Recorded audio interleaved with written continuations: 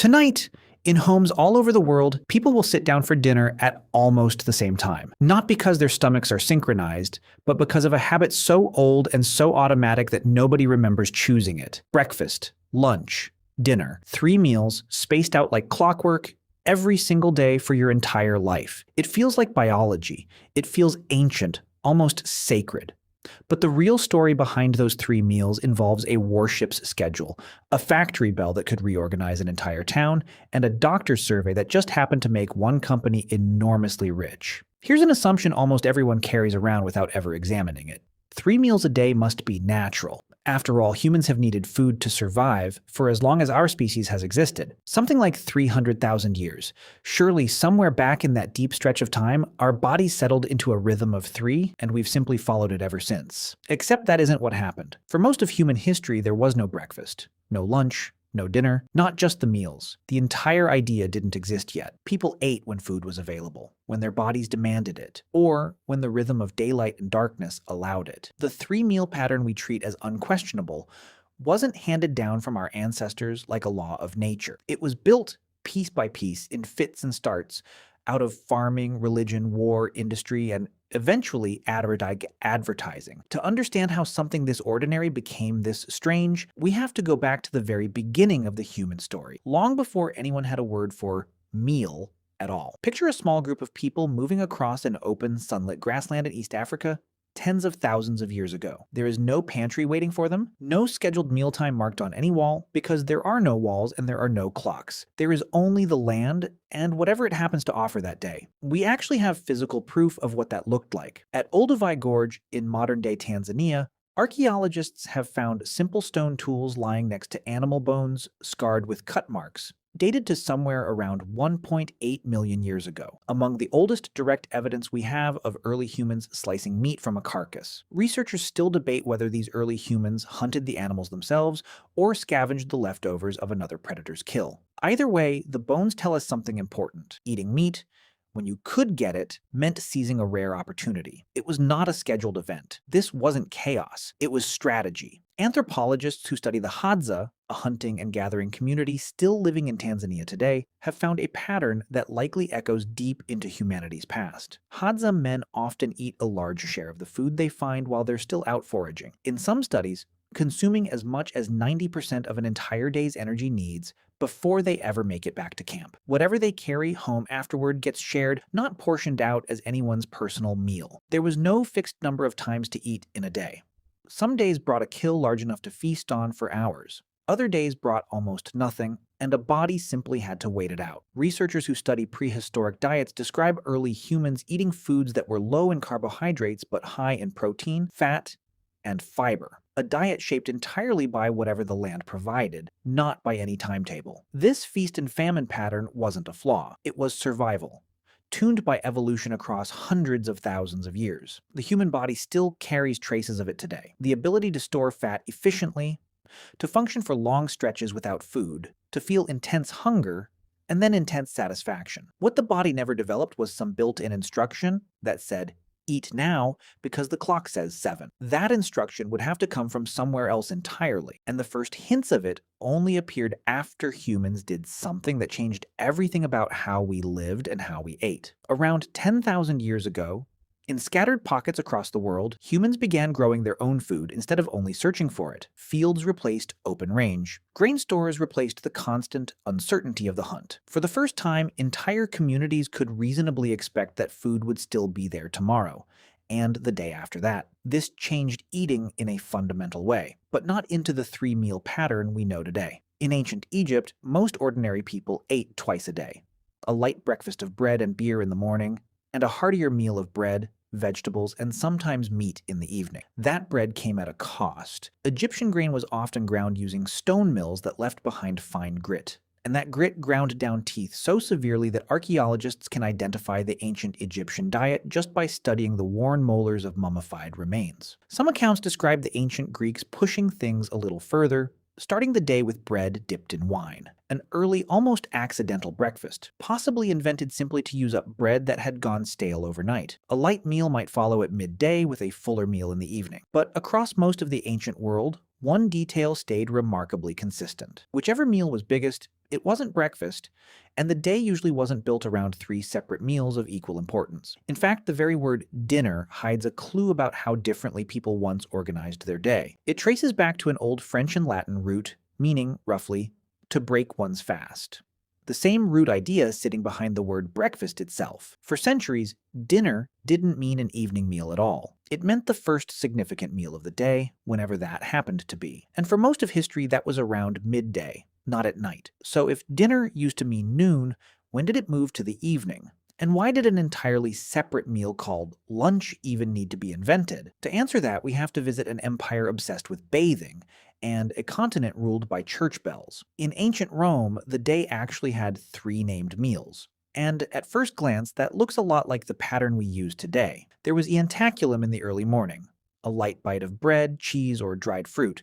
There was cena, eaten around midday, and there was vesperna, a small supper after dark. But here's the twist hiding inside that ancient timetable. Cena, not vesperna, was the big one. The main event of the Roman day happened at lunchtime, not at night. As Rome grew richer and its empire stretched across three continents, that pattern didn't hold. Exotic ingredients poured in from Egypt, Gaul, and the shores of the Black Sea, and wealthy households began turning cena into something far more elaborate. Multiple courses, entertainment, conversation that could stretch on for hours. Slowly, cena crept later into the day, swallowing up the evening slot that vesperna used to occupy, until that little supper meal disappeared from the Roman table almost entirely. In its place, a new light midday meal appeared to fill the gap cena had left behind. Prandium, often just bread, some cold meat, maybe a few olives, eaten standing up with no real need to even wash your hands first. Without realizing it, the Romans had just rehearsed something that would happen again, on a much bigger scale, almost 2,000 years later. For now, though, the habit of eating a big meal in the middle of the day carried on well past the fall of Rome. Across medieval Europe, the word for that midday meal came from Old French, desner. It traced back to a Latin phrase meaning to break one's fast. Because for many people, especially those following strict religious routines, no food at all was allowed before morning prayers. Some historians note that in parts of medieval Christian Europe, eating first thing in the morning was even treated as improper, a small sign of weak self-control among the clergy and the upper classes. The proper thing to do was wait, sometimes for hours, until midday. That word for waiting, and then finally eating, disner, is the direct ancestor of our modern word dinner. Laborers in the fields didn't have the luxury of a long, late morning. For centuries, most ordinary families across England and much of Europe ate only twice a day, something modest in the morning to get moving, and one real meal, dinner, built around midday, when the sun was highest and the body needed the most fuel for the work still ahead. Records from the court of King Henry VII in the late 1400s show the royal household eating its main meal at around 11 in the morning. A third meal, in the evening, was either skipped entirely or reduced to scraps. This midday-centered rhythm held on for centuries, largely unchanged.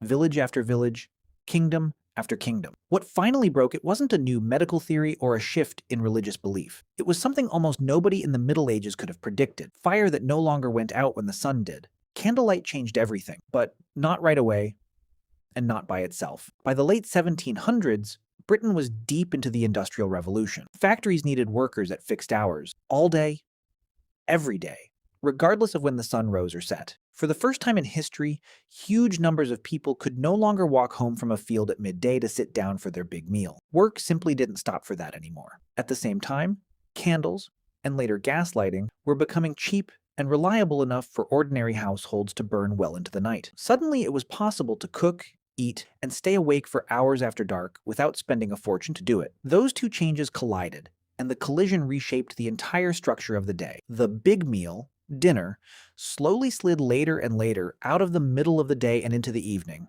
when families could finally reunite after work. But that left an obvious gap. What was supposed to happen at midday now in the space the old dinner used to occupy?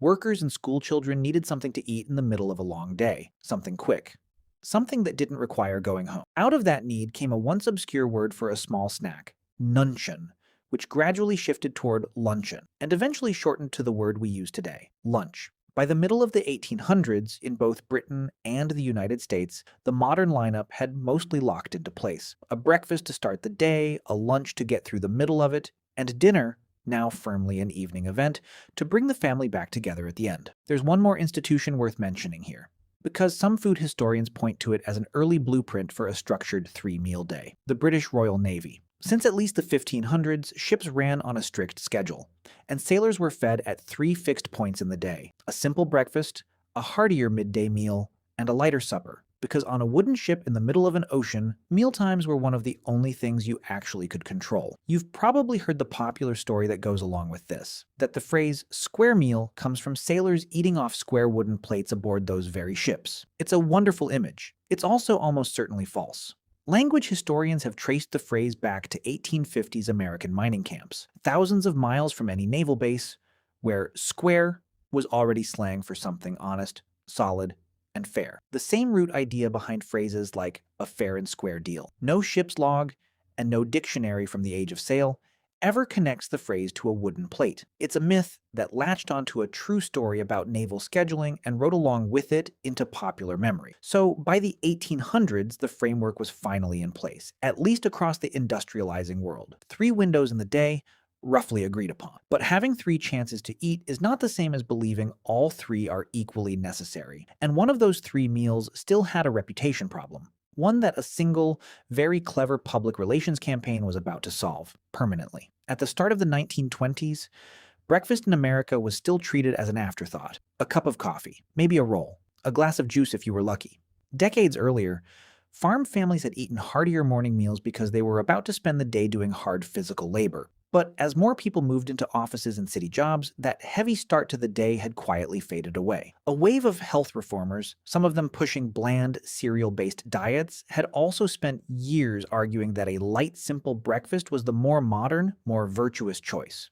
That was a problem for one particular company. Beechnut Packing sold bacon, among other things. And by the 1920s, their bacon sales had gone flat. They hired a young publicist named Edward Bernays, a man who happened to be the nephew of Sigmund Freud, and who had already spent years studying how to shape public opinion using psychology rather than direct advertising. Bernays didn't run a single bacon advertisement. Instead, he asked his agency's in-house physician a simple question: was a hearty breakfast better for people's health than a light one? The doctor said yes. Bernays then had that physician write to thousands of doctors across the country, asking them to confirm the same opinion. Several thousand wrote back in agreement. Bernays took those responses straight to the newspapers, and headlines soon ran across the country reporting that thousands of physicians were urging Americans to eat a heartier breakfast for the sake of their health. Nowhere in those headlines did anyone need to mention bacon specifically. The story ran alongside suggestions of a substantial American breakfast, and bacon and eggs fit that description perfectly. Within months, Beechnut's bacon sales climbed sharply. Within a generation, bacon and eggs had become so tightly fused with the idea of breakfast in the American imagination that people simply assumed it had always been that way. To this day, roughly 70% of all the bacon eaten in the United States is eaten specifically at breakfast, a habit traceable, in large part, back to one campaign. Here's the strange part worth sitting with. Nothing about human biology changed in the 1920s. Nobody discovered some new nutritional law that made a heavy breakfast suddenly essential.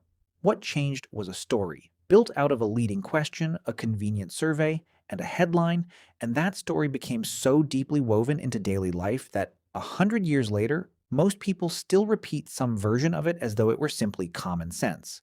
That breakfast is the most important meal of the day. Put all of it together, and the picture that emerges looks nothing like the one most of us grew up assuming.